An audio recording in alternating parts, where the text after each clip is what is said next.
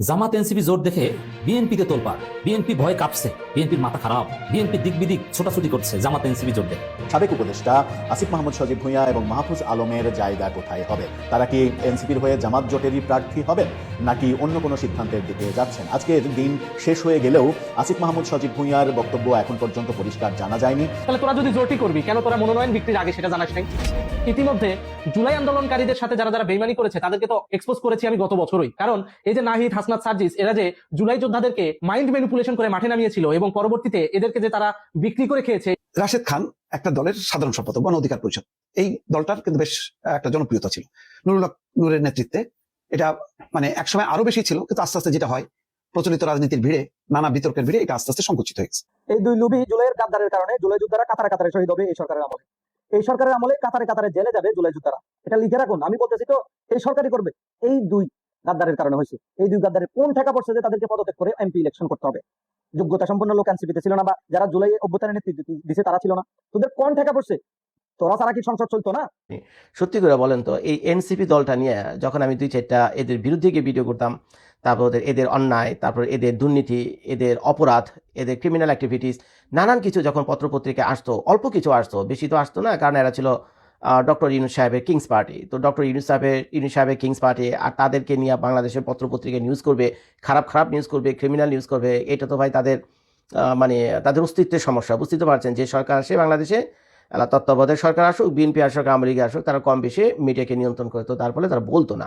এই ফাঁকে যদি 2-4টে নিউজ আমাদের চোখের সামনে আসতো, 2-4টে ভিডিও আমাদের চোখের সামনে আসতো, আমরা দেশের বাইরে বসে ভিডিও করে আপনাদেরকে সতর্ক করতাম এবং তাদেরকেও সতর্ক করতাম, দেখো তোমরা কাজগুলো ভালো করছো না। তোমরা একটা বিরাট কমিটমেন্ট নিয়ে আসছো এই পজিশনে, এই দলটা যে গঠন করছো বিরাট একটা কমিটমেন্ট নিয়ে আসছো। 1400 ছেলে মেয়ে রক্তের উপর দাঁড়িয়ে রয়েছে তোমাদের এই দলটা। অর্থাৎ তাদের প্রতি অঙ্গীকার, তাদের প্রতি দায়বদ্ধতা, এগুলো থেকে তোমার এই দলটা দাঁড়ানো। এবং এই পোলাপানগুলো যে মারা গেছিল একটা সুন্দর বাংলাদেশ দেখার স্বপ্ন নিয়ে, এই পোলাপানগুলো মারা গেছিল এই জন্য না যে তোমরা মন্ত্রী এমপি হবে, হলে ভালো, দোষে কিছু বলে দেখি না আমি। তারা এর জন্য মরেনি যে তাদের ওই জুলাই চেতনাকে বিক্রি করে তোমরা শত শত কোটি টাকা মাইরা তোমরা সিঙ্গাপুর, আমেরিকা, কানাডাতে গিয়া তোমরা জমাইবা। এইগুলোর জন্য তো এই নিরীহ পোলাপানগুলো মরেনি, এগুলোর জন্য নিরীহ পোলাপানগুলো মরেনি। তারা বন্দুকের সামনে তাদের বুক ফুলে দাঁড়িয়েছিল শুধুমাত্র নতুন একটা বাংলাদেশ পাওয়ার জন্য, যেটা শেখ হাসিনা আপা মানে কিছুতেই কিছু করতে পারছিল, নানান সমস্যার ভিতরে বাংলাদেশ ডুবে গিয়েছিল। তো সেখান থেকে বের হওয়ার জন্য পোলাপানগুলো মারা যায়। তাদের রক্তের উপর দাঁড়িয়ে তোমরা যখন এনসিপি দলটা গঠন করো, আমরা প্রত্যেকে জান প্রাণ দিয়ে তোমাদেরকে সাপোর্ট করছি, কিন্তু বিশ্বাস করেন ভাই 3টা মাস যায়নি। একের এই যে তারা যে 3-4টা ইসে ছিল, উপদেষ্টা হিসেবে ছিল, প্লাস বাকি যারা ছিল, বাংলাদেশে এমন কোনো আকাম নাই এই ব্ল্যাকমেইলিং এর আকাম, এরে মামলার ভয় দেখে, এরে করে শত শত হাজার কোটি টাকা তারা এর ভিতরে মেরে নিছে, বুঝছেন? এর ভিতরে মেরে ফেলাইছে শত শত হাজার কোটি টাকা। বিভিন্ন আওয়ামী লীগের নেতাকর্মী যারা আছে, বড় বড় ব্যবসায়ী আছে, তাদেরকে বিভিন্ন রকম ফাঁদে ফেলায়, বুঝছেন? মামলার ভয়টয় দেখে, বুঝছেন? হত্যা মামলার ভয়টা থেকে জানেন তো আপনারা, বুঝছেন? এই বিএনপি এবং এনসিপি দুজনে মিলাজিলা করছে। বিএনপির প্রসঙ্গে আমার ভিডিও না, বিএনপির বিচার করার জন্য বিএনপির অভিভাবক এখন আছে, তারেক রহমান ভাই এখন বাংলাদেশে আছে, তাদের বিচার সে করবে। আর আমি ভাই এনসিপির একজন সমর্থক, বুঝছেন? জামায়াতের একজন সমর্থক, ভালোবাসি আমি এদেরকে। তো কাজে আমি যেহেতু তাদের একজন সমর্থক, দুটা হক কথা বলার অধিকারও আমার আছে। তো এখন দেখেন, যারা যখন চলে গেল, যারা টুডে টুমোরো চলে যেত, এর কারণ হলো সব মানুষ অর্থের কাছে বিক্রি হয়ে যায় না। সব মানুষকে আপনার অর্থ দিয়ে কিনতেও পারবে না, টাকা পয়সা দিয়ে। যারা একটা সুন্দর সংসার আছে, তার বিয়ে হয়েছে, তার স্বামী আছে, সে অক্সফোর্ডে পড়াশোনা করেছে, যে ব্যক্তি হিসেবে তাকে বহু মানুষ ভালোবাসে, বাংলাদেশে বহু মানুষ এক কথায় তারে ভালোবাসে, যে তার যে ব্যক্তিত্ব আছে বা তার কিছু কইরা খাওয়ার মতো মুরুদও আছে। সে যে একজন ডক্টর, সে ডক্টর প্র্যাকটিসগিরি কইরেও তো তার নিজের রোজগার করে নিজে খাওয়ার মুরুদ আছে। আর বাকি যেগুলোর অবস্থা, আপনার এনসিপি দলের এই নেতাকর্মী চেহারাদের অপরদের দিকে তাকে দেখে এদেরকে একটা চাকরি দিবেন আপনি? বিশ্বাস করেন ভাই, আমার এখানে যদি একটা চাকরির জন্য আছে, আমি নিজেই চাকরি দিব না তাদেরকে।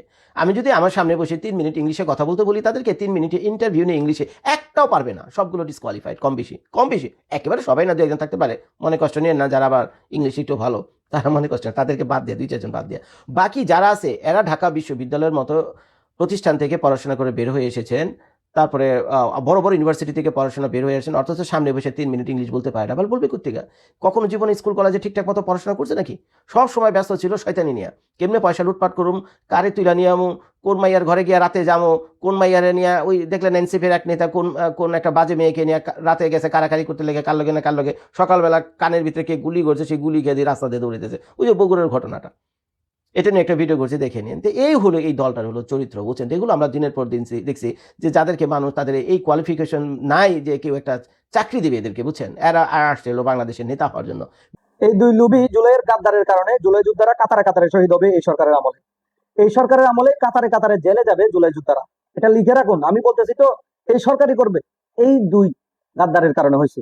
এই দুই গাদ্দারের কোন ঠেকা পড়ছে যে তাদেরকে পদত্যাগ করে এমপি ইলেকশন করতে হবে?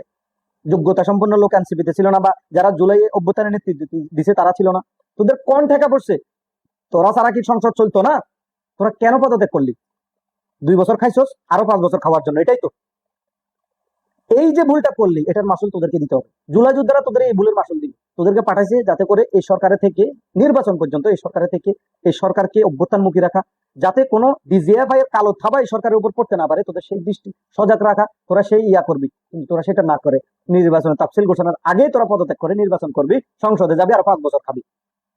এই যে ভুলটা করছিস না, এটার মাসুল তোদেরকে দিতে হবে। জুলাই যোদ্ধারা এটার মাসুল দিবে। এই যে দেখ না, তোদের পদত্যাগের পরে কি হয়েছে? হাদি ভাই শহীদ হয়েছে, বিভিন্ন জায়গায় বোমা হামলা হচ্ছে, ছায়ানট উদিসিতে হামলা হয়েছে। কারা হামলা করছে? হয়তো ডেলি স্টার আর প্রথম আলোতে কিছু মানুষ, হয়তো কিছু মানে অভ্যুত্থানের শক্তি এখানে হামলা করছে, কিন্তু উদিসি আর ছায়ানটে সম্পূর্ণ আওয়ামী লীগের হামলা, ডিজিএফআই এর হামলা। এটা অস্থিতিশীল করার জন্য। তারপরে এই যে তোদের ছাত্র শ্রমিক শক্তির একজন কেন্দ্রীয় নেতাকে গুলি করে হত্যা করছে। এই যে জুলাইয়ের একজন মানে বয়স বলতে পারেন, এই মেয়েটা সৌরভী মেয়েটা জুলাই যোদ্ধা, তার বয়স তাদের জন্য আতঙ্কের ছিল স্বৈরাচারের জন্য। তাকে 50 কোটি টাকার চাঁদাবাজির মামলা দিচ্ছে। আপনি চিন্তা করতে পারেন এটা কি সম্ভব? 1-2 কোটিও না, 50 কোটি তাদেরকে মামলা দিয়ে তার গভীর রাতে তার মায়ের বুক থেকে তাকে কি গ্রেফতার করে নিয়ে গেছে। এইভাবে তোদেরকে দিবে। কাউকে ধর্ষণের মামলা দিবে ডিজিএফআই, কাউকে দুর্নীতির মামলা দিবে, কাউকে চাঁদাবাজির মামলা দিবে, কাউকে বিভিন্ন অপবাদ দিয়ে হয় তোদেরকে জেলে পড়বে, নাহলে তোদেরকে শহীদ করবে। এটা মাথায় রাখিস। আসলে তারেক রহমান যখন দেখেছেন যে জামাত এনসিপি জোট হয়ে গেছে, তখনই তিনি হতাশ হয়ে পড়েছেন। কারণ জামাতকে ভোটে জিততে এনসিপি কে লাগে না, চরমোনাইকেও লাগে না, কিন্তু ক্ষমতা এসে টিকে থাকতে লাগে এবং এবং ভোটটা সুষ্ঠু হতে লাগে। এই জন্য এককভাবে জামাতের জিততে পারলেও যেটা উচিত না। জামাত সেটাই করছে। বাংলাদেশে এখন যে জনসমর্থন বিয়ন্ড রিজনেবল ডাউট, সন্দেহাতীত ভাবে জামাত ইসলামীর অ্যাবসলিউট মেজরিটি বাংলাদেশে। জামাত ইসলামী চোখ বুঝে 160 আসন ভাবে এককভাবে শুধু দাঁড়িপাল্লা নির্বাচন করলে সবাইকে পরাজিত করে সম্ভব। কিন্তু সন্দেহ সংশয় হচ্ছে সুষ্ঠু নির্বাচন হবে কিনা, এটা নিয়ে আদৌ বাংলাদেশে সুষ্ঠু নির্বাচন সম্ভব কিনা, দ্যাট ইজ কোশ্চেন। এই জায়গায় দর্শক আমরা বলতে চাই যে সুষ্ঠু নির্বাচন কারচুপি করা, ডিপ স্টেট প্রশাসন, সরকারের ভিতরে বিএনপিপন্থী অংশ নানান আয়োজন করেছে, এটা আমরা দেখেছি, দ্যাটস রাইট। কিন্তু জামাত এনসিপি জোট হলে জামাত শিবির এনসিপি সবাইকে বোকা বানিয়ে ভোট চুরি করবে বিএনপি, এটা একদম সম্ভব নয়, কিছুতেই সম্ভব নয়। এটা হচ্ছে বিএনপি সবচেয়ে বড় হতাশার কারণ, যে আমাদের স্বপ্ন, আমাদের একমাত্র ভরসার জায়গা যে ভোট চুরি করবো, সেটি এখন নাই হয়ে গেল। এনসিপি কে জোটে নেওয়ার জন্য কত চেষ্টা বিএনপি করেছে, কিন্তু পারেনি। এনসিপি নিজেরাই এখন জামাতের কাছে আসছে। এনসিপির ছেলেরা জামাতকে গালাগালি করতো, বিএনপি খুশি আর খুশি। বিএনপির একটা গ্রুপ আছে ছাত্রী অ্যাক্টিভিস্ট, এরা এনসিপি কে প্রমোট করতো, কোট করতো, দেখেছো তরুণরা এটা বলছে সেটা বলছে জামাতের বিরুদ্ধে। কিন্তু দেখা গেছে এখন সেই জামাতের সাথে এনসিপির জোট, এতে বিএনপি একটা বড় ধাক্কা খেয়েছে। বিএনপির জামাই কোঠার ভাড়াটিয়া বুদ্ধিজীবী ফাহাম আব্দুল সালাম অনেক আগে ন্যারেটিভ নির্মাণ করেছে যে এনসিপি কে বাঁচতে হলে বিএনপির সাথে জোট করতে হবে, নইলে এনসিপি বাঁচতে পারবে না।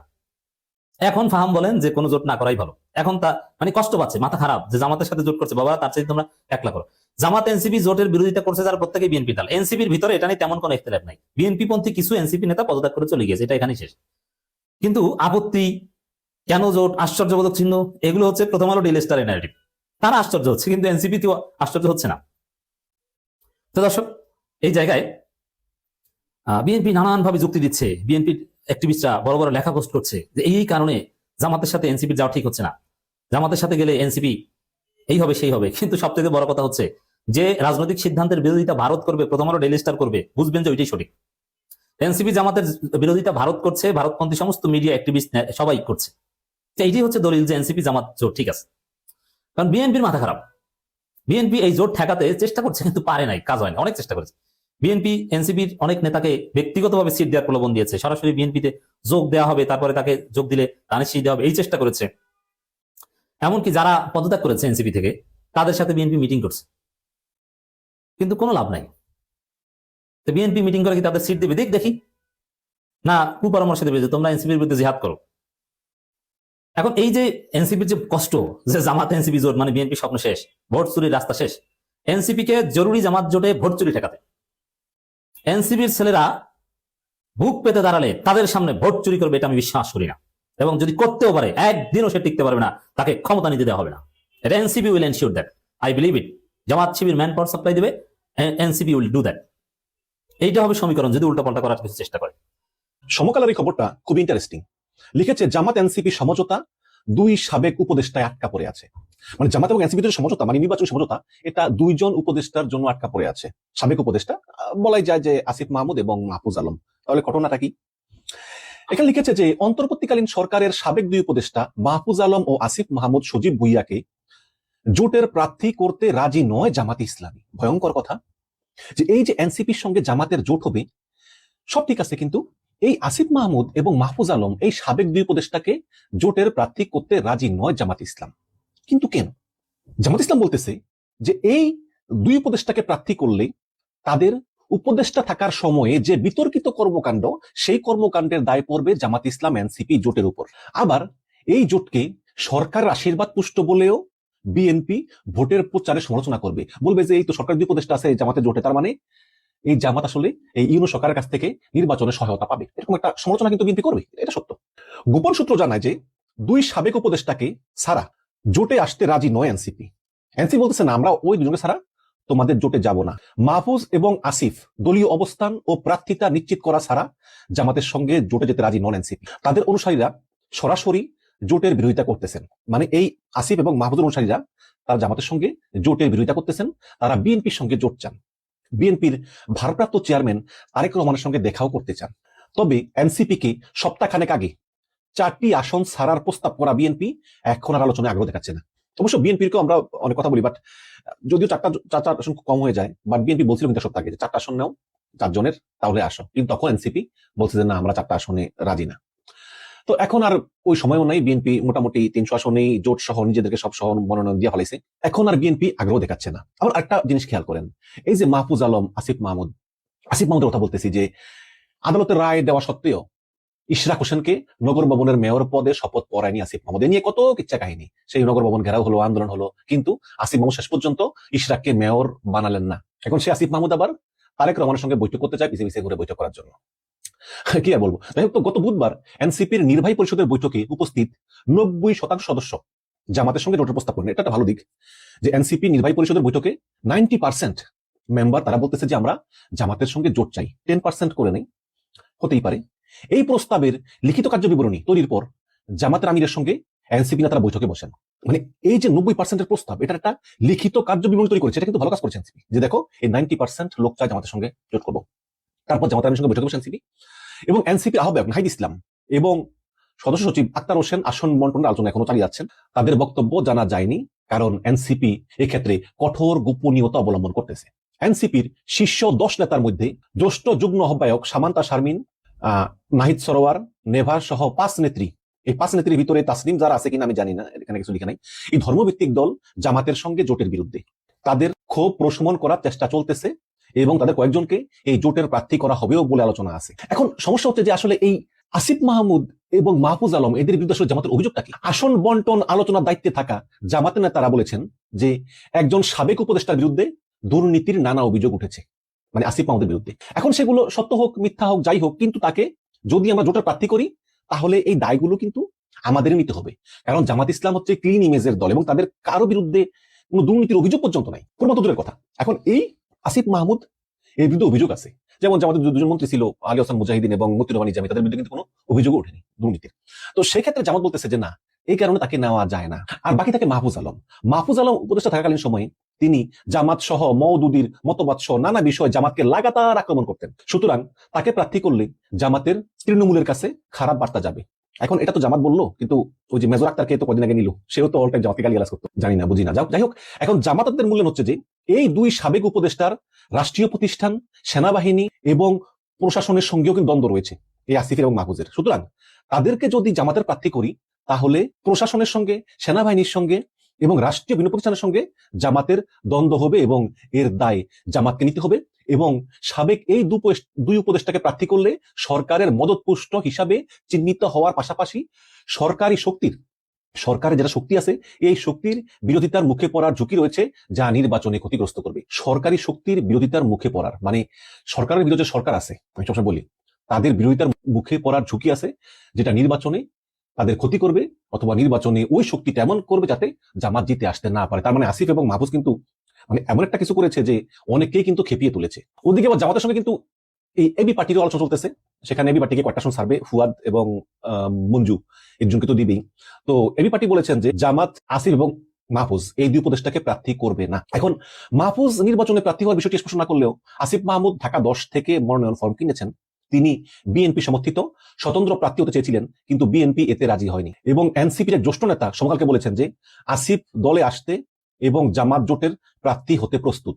বিষয়টি নিশ্চিত হওয়ার পর তিনি ঘোষণা দিবেন এবং মাহফুজও এনসিপিতে যোগ দিবেন। এই এখন দেখেন, এই নুরুল হক নূর 2টা আসনের জন্য বিএনপির কাছে দলটাকে বিক্রি করে দিলেন। বিক্রি করে দেওয়ার পর কথা হয়েছে যে নূর এবং রাশেদ ট্রাক মার্কা নির্বাচন করবেন, কিন্তু রাশেদের এলাকায় বিএনপির লোকজন রাশেদের বিরুদ্ধে আন্দোলন শুরু করে। রাশেদ বলেন যে আমি তাহলে গণ অধিকার পরিষদ ছেড়ে আমি বিএনপিতে যোগ দিয়ে ধানের শীষে নির্বাচন করব। তখন নুরুল হক নূর বললেন যে ঠিক আছে, তাহলে তিনি সাংবাদিকদেরকে বললেন যে রাশেদ দলের অনুমতি নিয়েই এই কাজটা করবেন। কিন্তু তারপরে যখন নূরের কাছে খবর এলো যে জামাত ইসলাম আসিফ মাহমুদকে নিবে না, তখন আবার তিনি আসিফ মাহমুদকে বললেন তুমি যদি আমার দলে আসো তাহলে তোমাকে ভারপ্রাপ্ত সাধারণ সম্পাদক করব। আসিফ মাহমুদও হয়তো রাজি হয়ে গিয়েছেন। তারপরই আবার ঘোষণা দিল যে রাশেদকে বহিষ্কার করা হলো।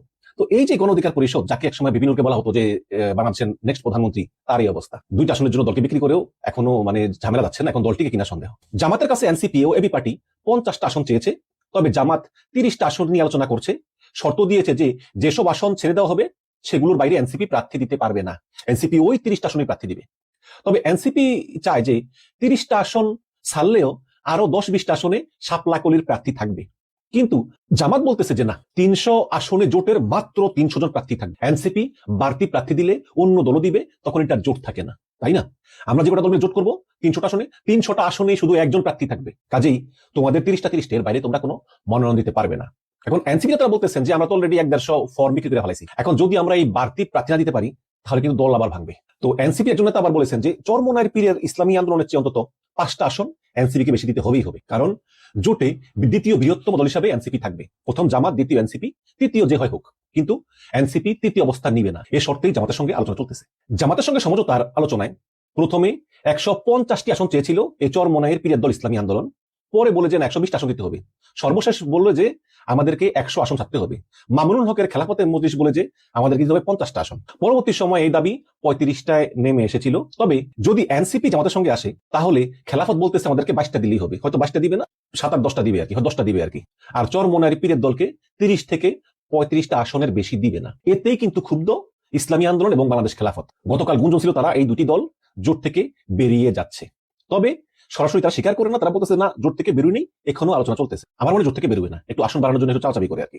এখন চরমোনাই এবং মামুনুল হকের নতুন প্রস্তাব হলো জামাত 150, এনসিপি, ইসলামী আন্দোলন ও বাকি 9 দল 150 আসনে নির্বাচন করবে এবং চরমোনাইর হাত পাখার প্রার্থী হবে 75 আসনে। সূত্র জানায় যে 8 দলের শীর্ষ নেতাদের আনুষ্ঠানিক বৈঠক ডেকে এবং ওই বৈঠকে বাকিদের আমন্ত্রণ জানিয়েছিল জামায়াত। তবে ইসলামী আন্দোলন এবং বাংলাদেশ খেলাফত আসন বন্টনে সুরাহা ছাড়া কোনো বৈঠকে যোগ দিতে অস্বীকৃতি জানায় এবং জামাত বলছে যে আর শনিবার এই বৈঠকটা আবার হতে পারে। ওদিকে আবার বিএনপির কাছ থেকে আসন না পাওয়া লেবার পার্টিও জামাতের সঙ্গে আসতে চায়। বিএনপি তার সঙ্গে থাকা 12 দলীয় জোট এবং 11 দলীয় জোটকে একটি করে আসন ছাড় দিয়েছে। এতে ক্ষুব্ধ হয়ে জামাতের সঙ্গে ভিড়তে চাইতেছে। আবার 12 দলীয় জোটের শরিক জাপা জাফর নেতা আহসান হাবিব, তিনি জামাতের সঙ্গে যোগ করতে চান। তিনি কুষ্টিয়া 2 আসনে জামাতের সমর্থন চেয়েছেন। আবার কর্নেল অলি আহমেদের এলডিপির মহাসচিব রেদওয়ান চলে গিয়েছেন বিএনপিতে। তো এতে আবার অলি ক্ষুব্ধ, অলিও চান জামাতের সঙ্গে জোট করে নির্বাচন করতে। তবে জামাত অলিকে মাত্র একটা আসনে ছাড় দিবেন এবং অলিকে বলেন যে আপনাকে আমরা একটা আসন ছাড় দিব, কিন্তু আপনি যেহেতু মুক্তিযোদ্ধা আপনাকে আমরা এই জোটের প্রধান বানিয়ে দেবো। জামাতের যে জোটটা হবে আর অন্য দলের সঙ্গে এই জোটের প্রধান সভাপতির পদ আপনার থাকবে, এই প্রস্তাব দিয়েছে। এখন এই হচ্ছে কি ঘটনা। এখন আপনারা কি ভাবছেন যে জামাত কিন্তু কথা যেটা বলে কিন্তু করে, জামাত যে এই যে বলছে যে তারা আসিফ মাহমুদ, সজীব ভুইয়া এবং মাহফুজ আলম এই 2 জন সাবেক উপদেষ্টাকে জোটে নিবেন না, তারা আসলে এই সিদ্ধান্ত পরবর্তীতে আলোচনার মাধ্যমে পরিবর্তন করলেও করতে পারে কিনা। আবার একটা প্রশ্ন হচ্ছে যে এনসিপি তাদের এই জুলাই আন্দোলনের অন্যতম গুরুত্বপূর্ণ 2 জন স্টেক হোল্ডার আসিফ মাহমুদ এবং মাহফুজ আলম, এই 2 জনকে ছাড়া জামাতের সঙ্গে আসলে নির্বাচনী জোটে যাবে কিনা, এই 2টা বিষয় আসলে এখন দেখার বিষয় এবং আপনাদের মতামত চাই। আপনারা কি ভাবছেন একটু কমেন্টে জানাবেন।